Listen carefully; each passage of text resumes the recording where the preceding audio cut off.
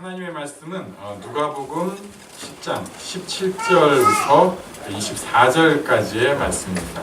제가 숫자를 끝에 잘못 써서 주보에는 21절로 갔는데 24절까지입니다. 한 절씩 교독하시겠습니다. 70인이 기뻐하며 돌아와 이르되 주여 주의 이름이면 귀신들도 우리에게 항복하더이다. 예수께서 이르시되 사탄이 하늘로부터 번개같이 떨어지는 것을 내가 보았노라. 내가 너희에게 뱀과 전갈을 밟으며 원수의 모든 능력을 제어할 권능을 주었으니 너희를 해칠 자가 결코 없으리라. 그러나 귀신들이 너희에게 항복하는 것으로 기뻐하지 말고 너희 이름이 하늘에 기록된 것으로 기뻐하라 하시니라. 그때 예수께서 성령으로 기뻐하시며 이르시되 천지의 주제이신 아버지여 이것을 지혜롭고 슬기 있는 자들에게는 숨기시고 어린 아이들에게는 나타내심을 감사하나이다. 옳소이다.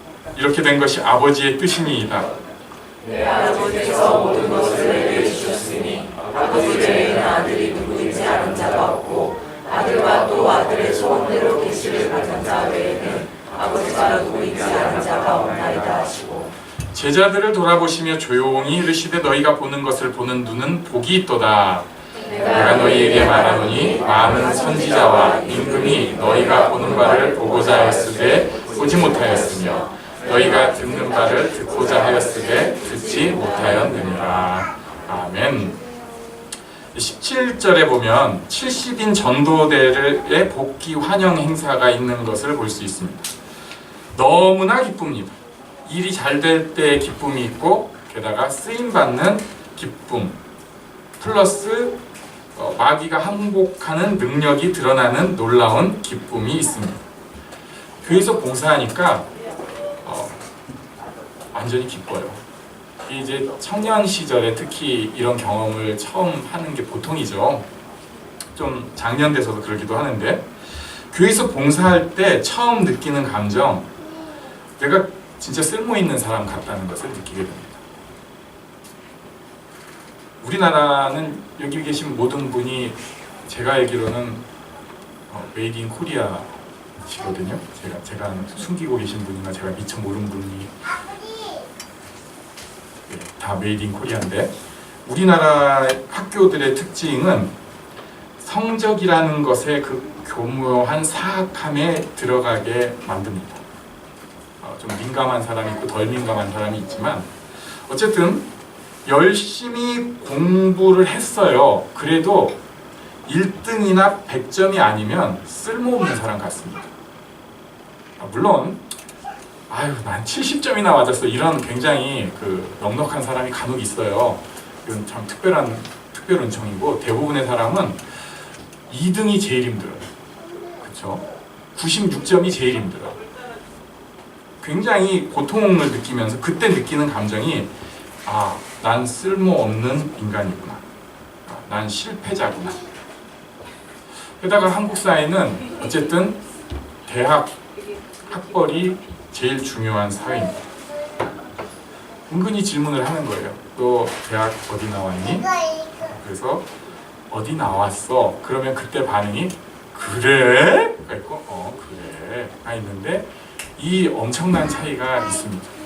뭐 회사에서만 그러면은 모르겠는데 그냥 친교 모임, 심지어 교회에서도 그런 게 굉장히 중요한 곳이 돼요. 그러면은 서울대 나오면은 괜찮겠네? 아니요. 서울대 나와도 만만치 않습니다. 다 실패자로 만드는 교육이라고 해서 교육을 뒤집겠다고 하는데 뒤집어도 저는 더 이상해질 것 같아서 더 이상은 저의 짧은 소견으로 모르겠습니다. 아무튼 지금 상태 확실한 것은 만인이 실패자가 되는 교육입니다. 우리가 그런 속에서 살고 있어요. 그런데 신기한 게요. 교회에서 열심히 봉사하고 일하면은 그 마음이 잊혀집니다. 이런 경험 가지신 분은 복 받은 거예요. 아주 이상하거나 아주 특이한 교회가 아니면은 대부분은 열심만 내면은 다 응원하고 서로 격려를 해줍니다. 물론 뭐 쫑구도 주고 하지만은 그래도 그 속에 있는 나 쓸모 있는 존재다 이 심정이 생기기 시작해요. 그리고 또 하다 보니까 자기가 제법 잘하는 일들이 있다는 것을 알게 됩니다. 내가 그래도 찬양, 내가 음향, 문서 작업, 미술, 그게 아니어도 뭐 사람들 친화력, 아니면 조용히 뒤에서 서포트하는 것, 아니면 내가 그래도 기도를 좀 구체적으로 하는 것, 뭔가 그래도 자기한테 능력이 있다는 것을 알게 돼요. 그리고 자기가 또 감동받기도 합니다. 야, 내가 이랬어. 그러면서 하나님의 능력이 드러날 때가 있습니다. 항상 그렇진 않지만 기적적인 일들이 생기기도 합니다. 예수 믿는 사람이 생기는 일이 생겨요. 와, 그 감동이 있어요. 안 될 것 같은 일인데 잘 된 일이 있어요. 그리고 절대 은혜 못 받긴 생긴 그 사람이 내 조력을 통해서 은혜 받았을 때의 그 감동이 있습니다. 우리 한번 옆 사람에게 말씀해 주십시오. 당신이 은혜 받기를 원합니다. 딱 이렇게 말했는데 이 사람이 오늘 은혜 받아봐요. 나 한마디 했는데 내 말에 힘이 있나 봐. 아멘. 정말 기쁩니다. 게다가 예수님이 평가를 해주시는데 그냥 그 정도 자기들도 감동하는데 예수님이 오히려 더 부추겨 주시는 것 같아요. 18절에 보니까 사탄이 하늘로부터 떨어지는 것을 보았대요. 와, 우리가 예수의 이름으로 나는 그 별 얘기 아니었고 당신이 은혜 받기를 원합니다. 요 한마디 했고 교회에서 문서 봉사하라고 해서 문서 좀 했고 요 정도였는데, 그런데 사탄이 번개같이 하늘에서 떨어지는 그 역사가 일어난다는 거예요. 예수님께서 딱 더해주셨어요. 그리고 추가 보너스 복이 있는데 19절, 우리 19절을 한번 같이 읽겠습니다. 시작. 내가 너희에게 뱀과 전갈을 밟으며 원수의 모든 능력을 제어할 권능을 주었으니 너희를 해칠 자가 결코 없으리라. 아멘. 이거는 무조건 아멘 하셔야 돼요. 해칠 자가 결코 없으리라.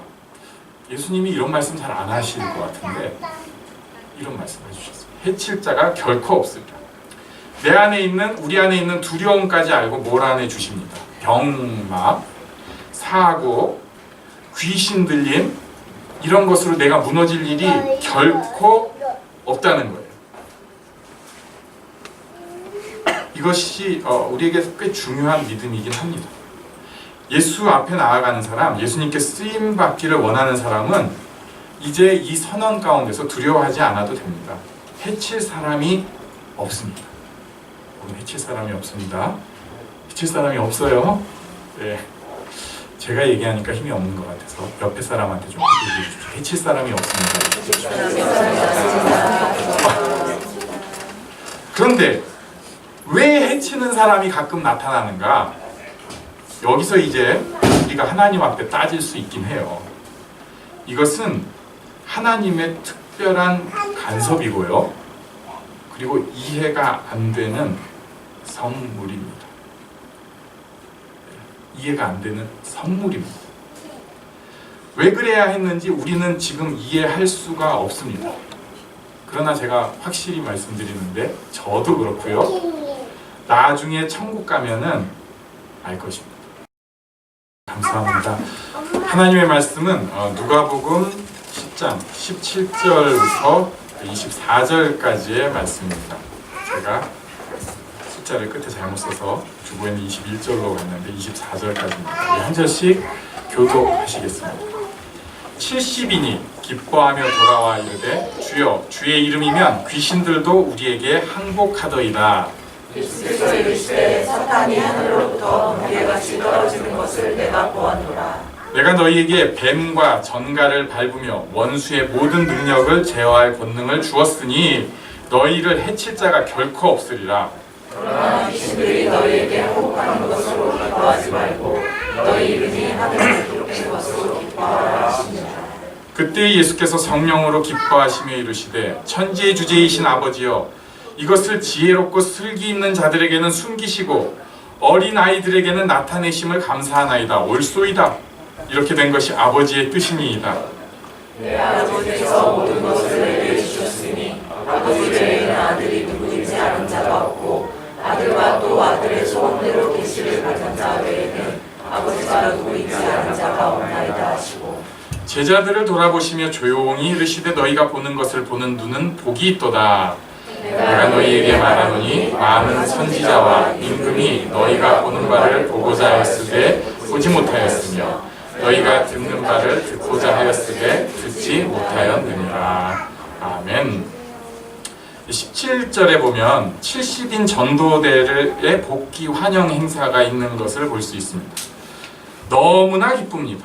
일이 잘 될 때의 기쁨이 있고 게다가 쓰임받는 기쁨 플러스 마귀가 항복하는 능력이 드러나는 놀라운 기쁨이 있습니다. 교회에서 봉사하니까 완전히 기뻐요. 이제 청년 시절에 특히 이런 경험을 처음 하는 게 보통이죠.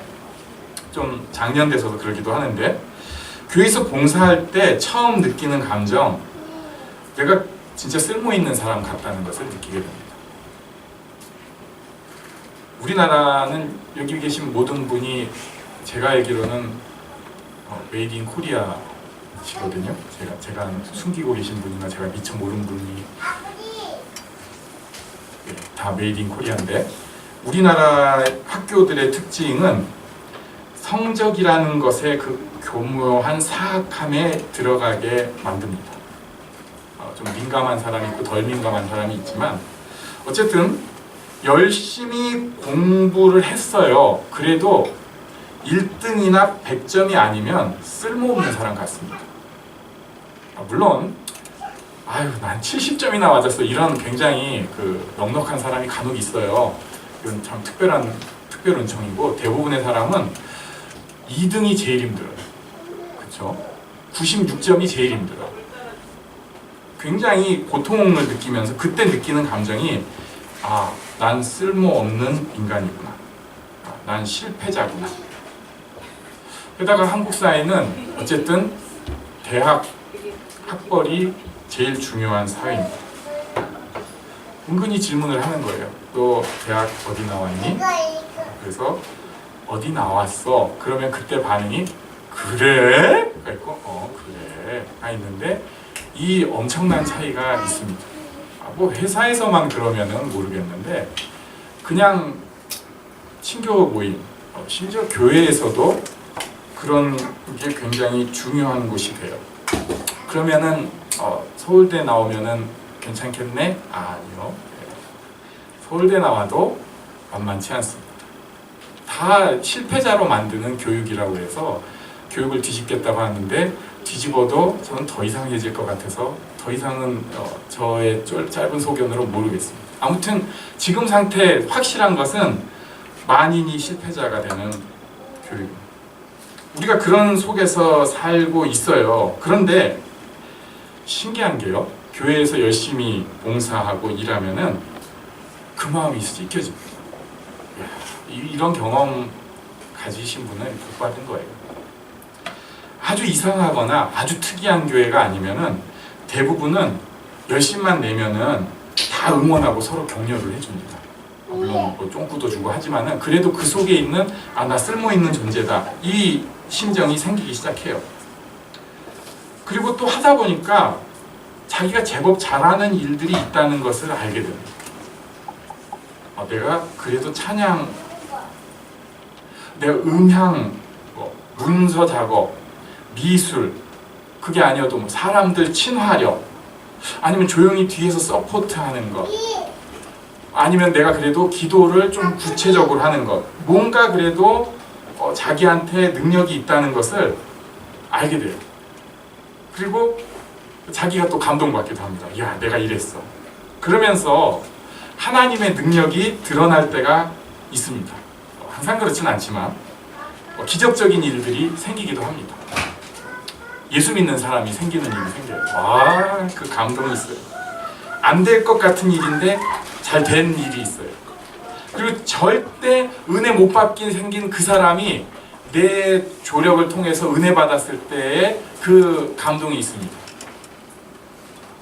우리 한번 옆 사람에게 말씀해 주십시오. 당신이 은혜 받기를 원합니다.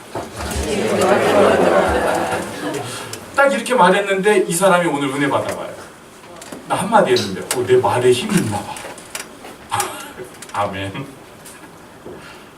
정말 기쁩니다. 게다가 예수님이 평가를 해주시는데 그냥 뭐 그 정도 자기들도 감동하는데 예수님이 오히려 더 부추겨 주시는 것 같아요. 18절에 보니까 사탄이 하늘로부터 떨어지는 것을 보았대요. 와, 우리가 예수의 이름으로 나는 그 별 얘기 아니었고 당신이 은혜 받기를 원합니다. 뭐 요 한마디 했고 교회에서 뭐 문서 봉사하라고 해서 문서 좀 했고 뭐 요 정도였는데 그런데 사탄이 번개같이 하늘에서 떨어지는 그 역사가 일어난다는 거예요. 예수님께서 딱 더해주셨어요. 그리고 추가 보너스 복이 있는데 19절 우리 19절을 한번 같이 읽겠습니다. 시작. 내가 너희에게 뱀과 전갈을 밟으며 원수의 모든 능력을 제어할 권능을 주었으니 너희를 해칠 자가 결코 없으리라. 아멘. 이거는 무조건 아멘 하셔야 돼요. 해칠 자가 결코 없으리라. 예수님이 이런 말씀 잘 안 하실 것 같은데 이런 말씀 해주셨어요. 해칠 자가 결코 없으리라. 우리 안에 있는 두려움까지 알고 몰아내 주십니다. 병막, 사고, 귀신 들림 이런 것으로 내가 무너질 일이 결코 없다는 거예요. 이것이 우리에게 꽤 중요한 믿음이긴 합니다. 예수 앞에 나아가는 사람, 예수님께 쓰임 받기를 원하는 사람은 이제 이 선언 가운데서 두려워하지 않아도 됩니다. 해칠 사람이 없습니다. 해칠 사람이 없습니다. 해칠 사람이 없어요. 네. 제가 얘기하니까 힘이 없는 것 같아서 옆에 사람한테 좀 얘기해 주세요. 해칠 사람이 없습니다. 그런데 왜 해치는 사람이 가끔 나타나는가? 여기서 이제 우리가 하나님 앞에 따질 수 있긴 해요. 이것은 하나님의 특별한 간섭이고요. 그리고 이해가 안 되는 선물입니다. 이해가 안 되는 선물입니다. 왜 그래야 했는지 우리는 지금 이해할 수가 없습니다. 그러나 제가 확실히 말씀드리는데 저도 그렇고요. 나중에 천국 가면은 알 것입니다. 감사합니다. 하나님의 말씀은 누가복음 10장 17절부터 24절까지의 말씀입니다. 제가 숫자를 끝에 잘못 써서 주보에는 21절로 갔는데 24절까지입니다. 우리 한 절씩 교독하시겠습니다. 70인이 기뻐하며 돌아와 이르되 주여 주의 이름이면 귀신들도 우리에게 항복하더이다. 예수께서 이르시되 사탄이 하늘로부터 번개같이 떨어지는 것을 내가 보았노라. 내가 너희에게 뱀과 전갈을 밟으며 원수의 모든 능력을 제어할 권능을 주었으니 너희를 해칠 자가 결코 없으리라. 그러나 귀신들이 너희에게 항복하는 것으로 기뻐하지 말고 너희 이름이 하늘에 기록된 것으로 기뻐하라 하시니라. 그때 예수께서 성령으로 기뻐하시며 이르시되 천지의 주제이신 아버지여 이것을 지혜롭고 슬기 있는 자들에게는 숨기시고 어린 아이들에게는 나타내심을 감사하나이다. 옳소이다. 이렇게 된 것이 아버지의 뜻이니이다. 내 아버지께서 모든 것을 내게 주셨으니 아버지 외에는 아들이 누구인지 아는 자가 없고 아들과 또 아들의 소원대로 계시를 받은 자 외에는 아버지가 누구인지 아는 자가 없나이다 하시고 제자들을 돌아보시며 조용히 이르시되 너희가 보는 것을 보는 눈은 복이 있도다. 내가 너희에게 말하노니 많은 선지자와 임금이 너희가 보는 바를 보고자 하였으되 보지 못하였으며 너희가 듣는 바를 듣고자 하였으되 듣지 못하였느니라. 아멘. 17절에 보면 70인 전도대의 복귀 환영 행사가 있는 것을 볼 수 있습니다. 너무나 기쁩니다. 일이 잘 될 때의 기쁨이 있고 게다가 쓰임받는 기쁨 플러스 마귀가 항복하는 능력이 드러나는 놀라운 기쁨이 있습니다. 교회에서 봉사하니까 완전히 기뻐요. 이제 청년 시절에 특히 이런 경험을 처음 하는 게 보통이죠. 좀 작년 돼서도 그러기도 하는데 교회에서 봉사할 때 처음 느끼는 감정, 내가 진짜 쓸모있는 사람 같다는 것을 느끼게 됩니다. 우리나라는 여기 계신 모든 분이 제가 알기로는 메이드 인 코리아시거든요. 제가 숨기고 계신 분이나 제가 미처 모르는 분이 다 메이드 인 코리아인데, 우리나라 학교들의 특징은 성적이라는 것에 그 교묘한 사악함에 들어가게 만듭니다. 좀 민감한 사람이 있고 덜 민감한 사람이 있지만 어쨌든 열심히 공부를 했어요. 그래도 1등이나 100점이 아니면 쓸모없는 사람 같습니다.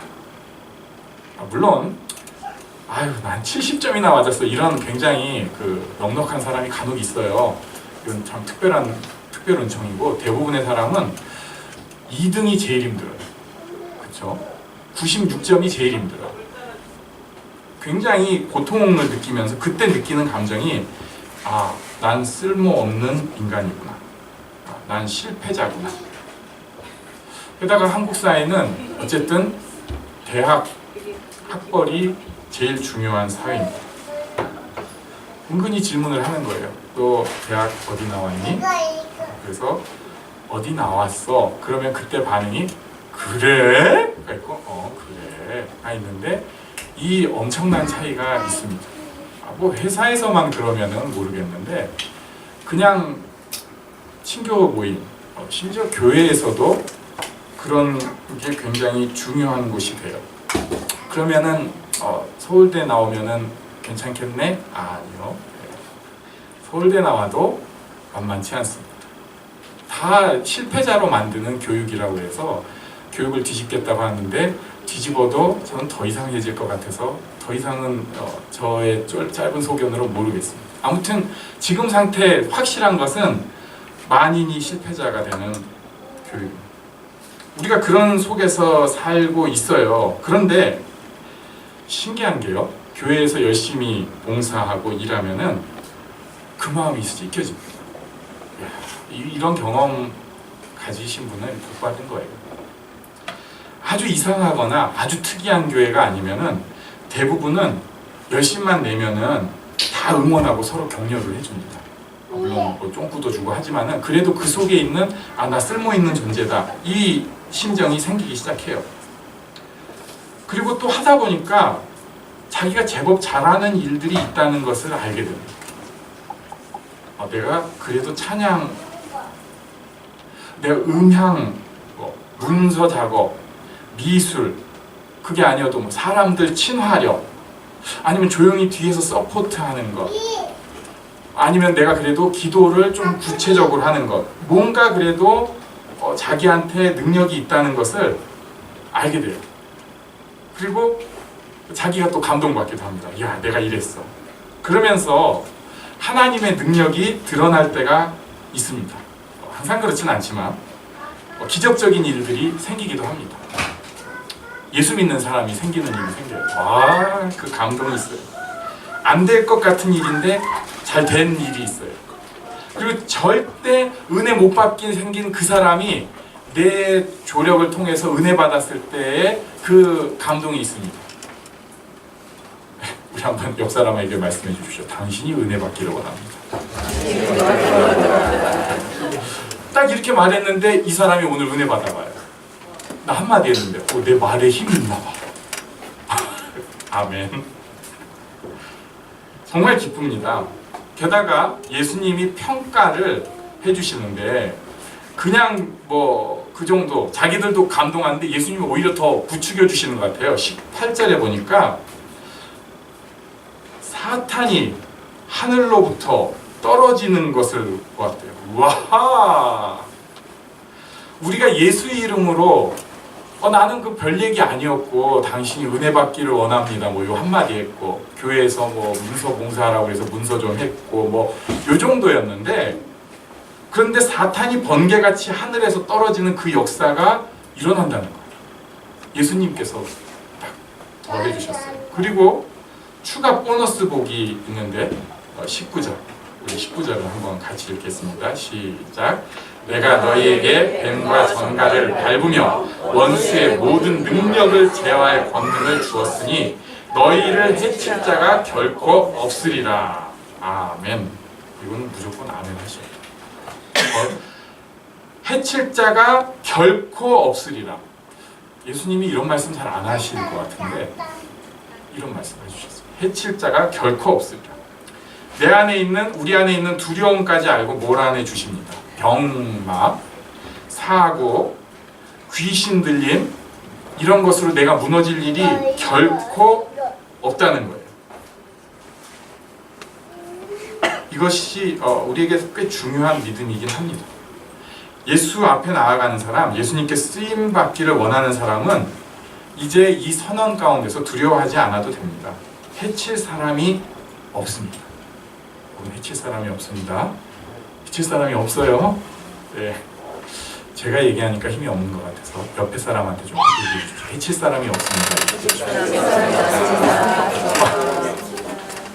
그런데 왜 해치는 사람이 가끔 나타나는가? 여기서 이제 우리가 하나님 앞에 따질 수 있긴 해요.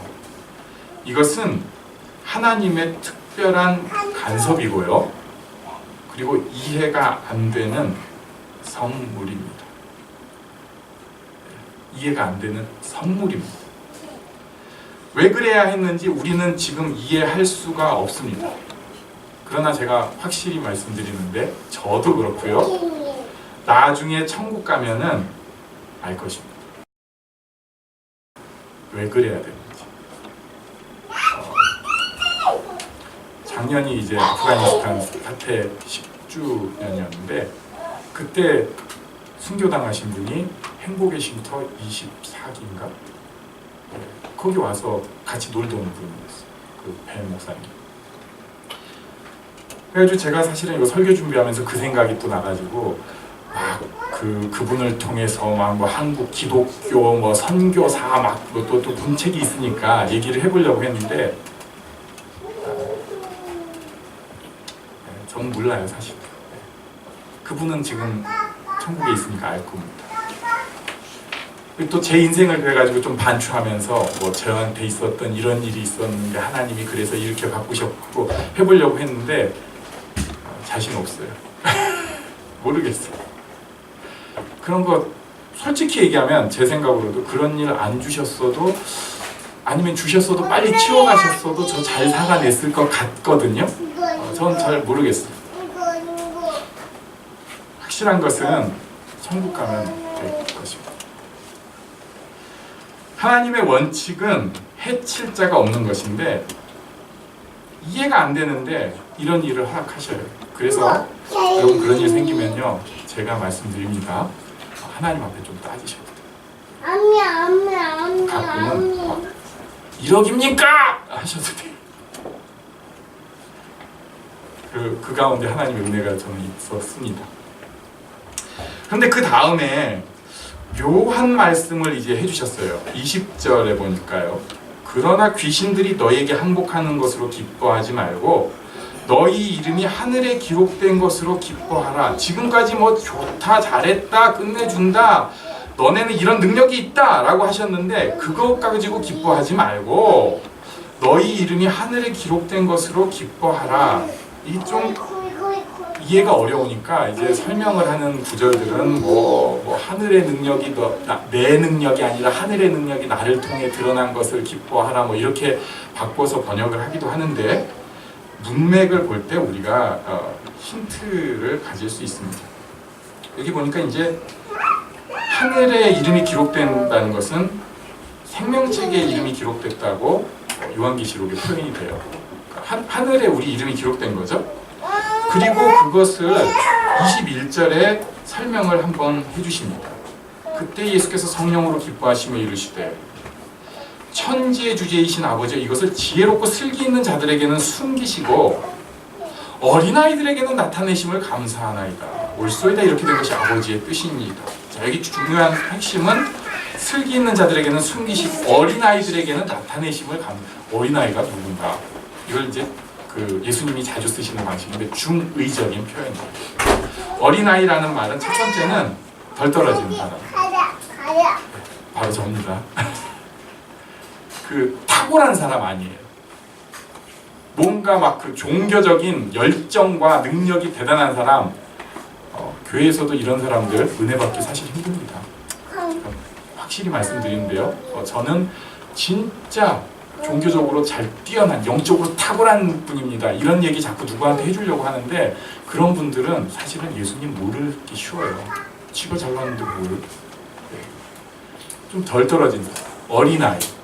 우리 애들이 뭐 순진무구하고 이렇게도 쓰일 수 있지만 애들은 조금 미숙해요.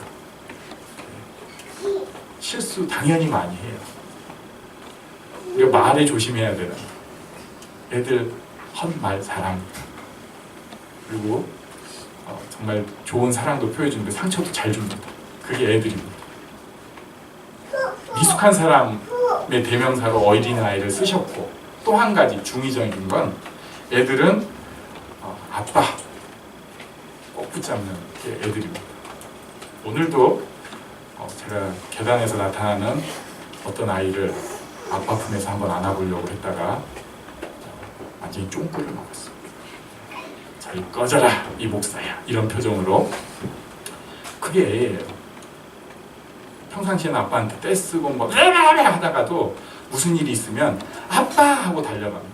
우리 교회는 또 특이하게 아프지 이런 애도 있습니다.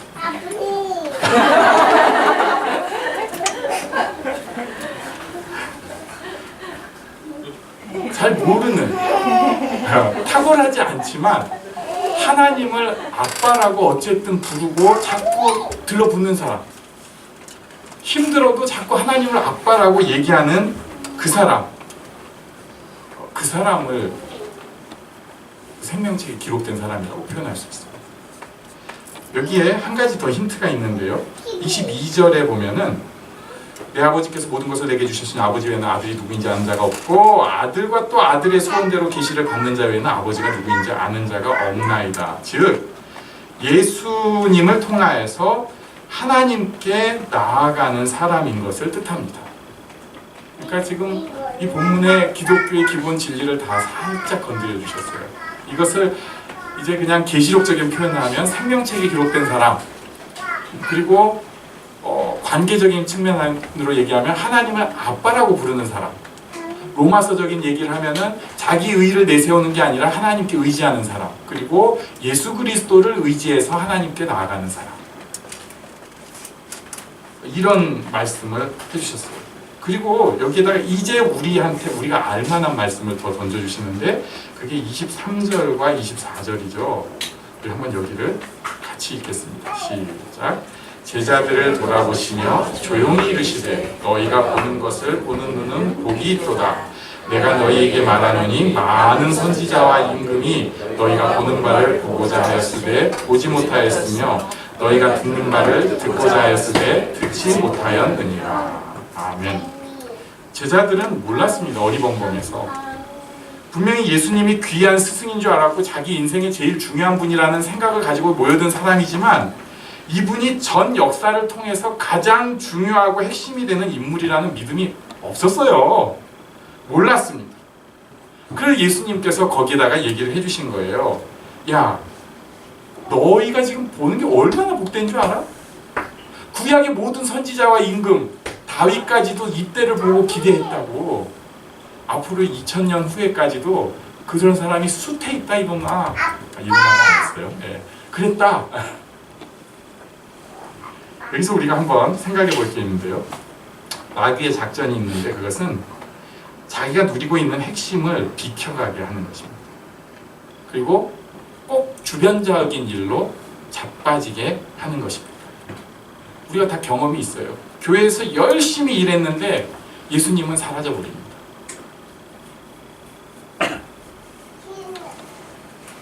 그리고 지금 내게 주어진 축복을 전혀 이해하려고도 하지 않고 인정하지도 않고 그 결과로 불평과 저주가 나옵니다. 교회뿐만이 아니라 일상생활에서도 무너집니다. 이게 마귀의 전략이에요. 남 얘기를 해야 이해가 좀 빠른데 이번에 행복의 쉼터 때 마지막 날입니다. 어제였어요. 다 피곤하고 지쳤습니다. 이제 그 종이를 한 장씩 의자에다가 나눠줘야 되는 상황인데 한 70개 정도가 됩니다. 나이든 권사님이 혼자서 종이를 여기다가 이제 하나씩 이렇게 다 나누고 다녀요. 찬양팀이 무대에 서 있었거든요. 근데 지금 찬양팀은 사실 놀고 있어요. 근데 그거 보고만 있는 거예요. 물론 찬양팀도 계속 찬양하느라고 힘들고 지치고 또 자기한테 주어진 일도 아닌데 그런 것까지 신경 썼다가 뭐 여유가 없을 수도 있겠지만 권사님이 혼자 하고 있는데 그걸 보고 누군가가 가가지고 돕기 시작합니다. 그래가지고 종이를 다 놨어요. 아주 사소한 일입니다. 근데 문제가 여기서 생기기 시작하는데요. 이렇게 생각하는 사람이 나타나는 거예요. 저것들 찬양만 그렇게 열심히 하면서 사랑합니다, 축복합니다, 막 손들고 뛰고 난리를 치더니 도대체 기본이 안 됐다. 그게 그렇게 힘든 일이냐? 그 내려가서 몇 장, 3명만 도와주면 금방 할 걸. 그걸 보고만 있어? 이런 사람이 생기는 거야. 그래서 나는 가서 했어. 이런 사람이 생기기 시작합니다. 행복의 쉼터까지 왔는데, 은혜의 자리라고 이 자리에 왔는데 다 똑같네. 서로 돌봐주지도 않고 자기 편한 대로만 일하고 이기적이고 그래서 또 삐지고 시험 들고 이게 뭐냐? 내가 다시는 안 온다. 자, 여기 실제로 그런 일 거기 많습니다. 상상할 수 있죠 우리가. 근데 교회 와서도 똑같은 일이 계속 벌어집니다. 아주 사소한 일들 가지고 또 좀 중요한 일도 생겨요 교회에서는. 그러니까 이놈이 어떻고 저놈이 어떻고 진짜 저거는 아니다 뭐 이래가면서 그러면서 또 자기 방어는 해야 되니까 그래도 쟤는 괜찮아 이런 거 하나 또 심어놔요. 왜냐면은 자기 또 디펜스가 돼야 되잖아요. 솔직한 마음은 다 싫은 거거든요 지금. 근데 쟤는 괜찮다고 나랑 맞는다고. 왜 이런 일이 생기냐면요, 지금 자기가 보물을 누리고 있다는 것을 잊어버려서 그렇습니다. 마태복음 13장 44절에 제가 좋아하는 말씀이 있어요. 천국은 마치 밭에 감추인 보화와 같으니 사람이 이를 발견한 후 숨겨두고 기뻐하며 돌아가서 자기의 소유를 다 팔아 그 밭을 사느니라. 45절에 진주 나옵니다. 또 천국은 마치 좋은 진주를 구하는 장사와 같으니 극히 값진 진주 하나를 발견하면 가서 자기의 소유를 다 팔아 그 진주를 사느니라. 평생을 구해서 이렇게 진주를 샀어요. 그럼 마땅히 기뻐하고 감사하고 감격해야 되는데 감사와 감격 이런 거 없어지고 인정도 안 하고 마귀의 계획에 빠져서 저주하고 불편하고 힘들어하는 것이 우리라는 거예요. 요번에 제가 결혼할 예비 부부를 두 쌍을 만났습니다. 한 팀은 5월, 한 팀은 이제 6월에 결혼을 하는데 얼마나 감격해하는지 모릅니다. 게다가 자매들이 방송에도 좀 간혹 나오는 진짜 이쁜 처자들이에요. 그러니 또 제가 또 얼마나 또 입에 막 침 발라가면서 뭐 했겠죠. 뭐 어쩌고 했을 텐데. 근데 그런 처자들이 옷을 잔뜩 내고 이제 그 형제들이랑 잠깐 만나는 시간이 있어서 만나는데 이 형제들이 그냥 눈에 하트가 그냥 그냥 뿅뿅뿅뿅. 저는 이제 사실 이런 마음이 좀 있죠. 저렇게까지 노골적으로 뭐 안 해도 되겠구만 진짜. 근데 형제들은 그런 거 없어요. 뭐 정신 하나도 못 차려요. 그래가지고 제가 또 그런 거 가만히 보고 넘어가지 못하거든요. 제가 그래가지고 둘이서 이렇게 딱 앉아가지고 저랑 얘기하는데 제가 바로 정색을 하면서 좀 떨어져 앉았어요. 손 딱 그어주면서 좀 떨어져 앉아요. 제가 이거 하면서 그때 순간 생각했어요. 우리 교회 같으면 제가 형제 보고 떨어지라고 했으면 자매가 율로 붙을 텐데 이 사람들이 착하더라고요. 우리 교인이 좀 있어요. 그래가지고 둘이서 딱 딱 떨어져 가지고 앉았는데 그 선 조금이라도 그래도 가까이 가겠다고. 아니 의자 아예 하나 넘어가지. 그걸 또 그 선에 이렇게 바짝 앉아가지고 벨렐레 이러고 앉아 있어요. 근데 제가 분명히 얘기할 수 있는데 가을에 분명히 상담 들어올 겁니다. 좀 잘 버티면 내년 봄에 이제 심각하게 얘기를 할 거예요.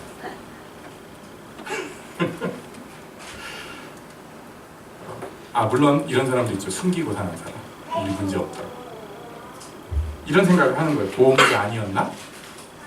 그때는 하트병병이었는데 보물이 아니었나? 무슨 보물이 아니고 보물 맞아요. 하나님께서 나에게 주신 사람입니다. 선물이고 보물 맞아요. 그런데 그때는 그렇게 좋았었는데 지금 자기 마음에 안 맞기 시작하니까 자기 습성대로 또 저주하고 비난하고 불평하는 습관이 다시 도지는 거예요.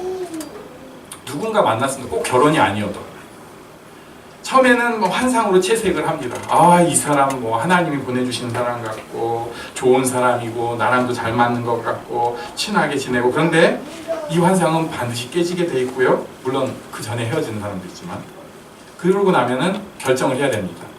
내가 갈라서느냐 아니면 가식적으로 지내야 하는가.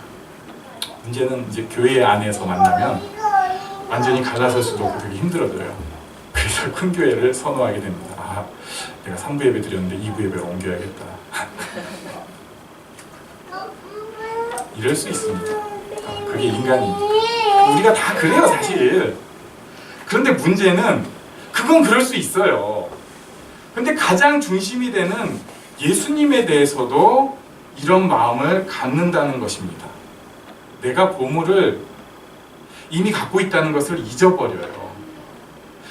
교회 일 열심히 하고 뭔가 잘 될 때는 막 나도 쓰임 받는 것 같고 의미 있고 좋은데 일 안 하고 가만히 있으니까 시험이 좀 몰려오거든요.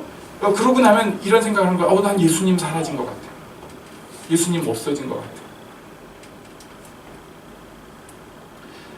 이것에 대해서 예수님은 오늘 본문에서 부드럽게 말씀하셨는데 사도 바울은 좀 세게 말씀을 하셨습니다. 그게 고린도전서 13장 5절입니다. 한번 다 같이 읽겠습니다. 시작.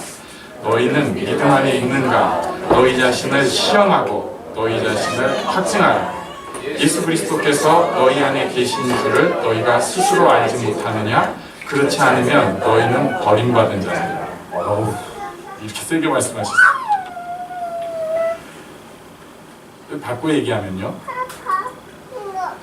예수 믿는다고 하는 사람, 이 사람은 점점 더 예수 그리스도가 내 안에 있다는 것을 느끼고 누려 마땅한 사람입니다. 근데 여기 중간에 있는 단어 있죠? 시험과 확증. 이게 양면성이 있어요. 너희 자신을 시험하고 확증할 때 내 안에 예수가 없네 순간 느낄 수 있어요.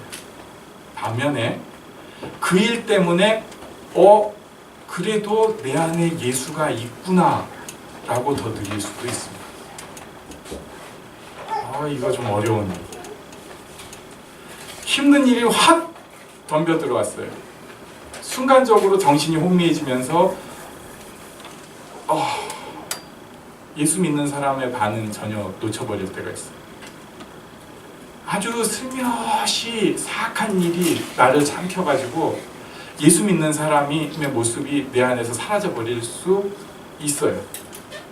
그런데 그 일이 크면 클수록 그 순간에 예수님을 향하는 내 마음이 있을 때 더 큰 믿음, 더 진실한 믿음으로 정금같이 드러난다는 것입니다. 아주 끔찍한 얘기인데 손양원 목사님 같으면 자기 아들들이 제 아들들 나이 때 죽었어요. 그것도 막 죽창에 찔려가지고 찔러 죽인 놈이 저기 있거든요. 그놈 데려다가 양자 삼았잖아요.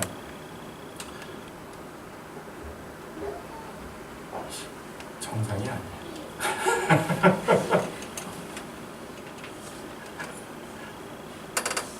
이분은 모르겠어요. 우리한테 뭐 그런 일 잘 안 닥칩니다. 네, 그건 특별한 분들한테나 생기는 일이에요. 그런데 이분은 그러니까 어떻게 되냐면 무슨 일이 있어도 예수님이 자기 안에 계시다는 확신이 그 일을 통해서 확 생긴 거예요. 좀 어려운 일이죠. 혹시 지금 좀 어려운 일이 있죠? 이 일 때문에 예수님에 대한 내 믿음이 더 확실해질 수 있습니다. 아무 일도 없고 교회에서 떠먹여주는 것만 먹고 약간의 열심 가지고 칭찬받고 그렇게 신앙생활 해가지고는 사실 믿음 없어요. 그러니까 조금 병 걸리고 아프면은 어떡해요 목사님 와주세요, 목사님 기도해 주세요, 살려주세요 이렇게 돼요. 두려우니까 믿음이 없거든요. 그런데 풍파를 제대로 맡으면서 그 가운데 신앙생활 하신 분들은 웬만치 와도 힘들어요. 그래 어떻겠어요. 하나님이 허락하신 거니까 또 이겨야죠. 물론 처음에는 힘들어하고 분노할 수 있지만 감사하고 이겨낼 수 있습니다. 핵심을 잡아야 돼요. 지금 주변에 있는 그 갖가지들, 뭐 누가 밉고 짜증나게 하고 괴롭고 환경이 무너졌고 이런 거 거기까지입니다. 제일 중요한 것은 우리는 어쨌든 예수님 옆에 왔어요. 굉장히 중요한 순간에 와 있습니다. 세상이 바꿀 수 없는 나중에 우리가 알 수 있는 그 아주 중요한 지금 딱 거기에 와 있습니다. 그리고 지금 이 순간이 너무너무 귀중하고 소중한 바로 그 순간인데 현실을 살고 있다 보니까 이해도 못하고 잘 모르고 여기서 자빠져 버리는 거예요. 그래서 이겨내시길 바랍니다.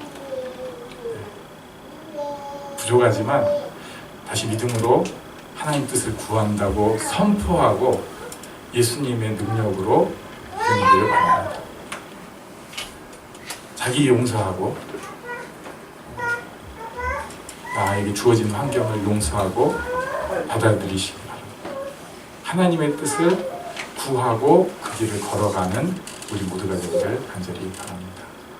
네, 잠깐 일어나서 기도합니다.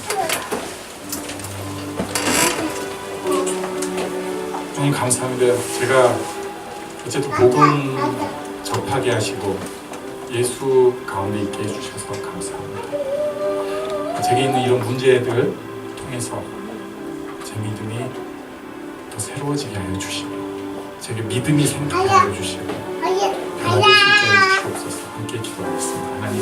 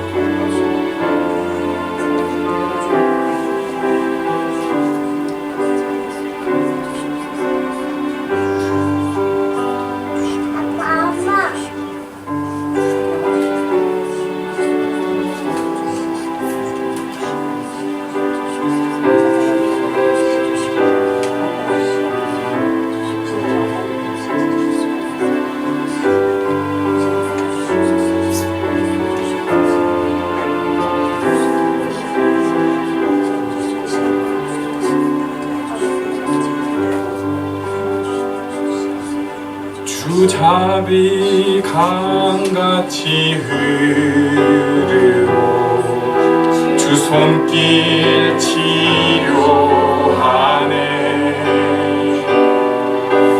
고통받는 자녀 부르시니 주밖에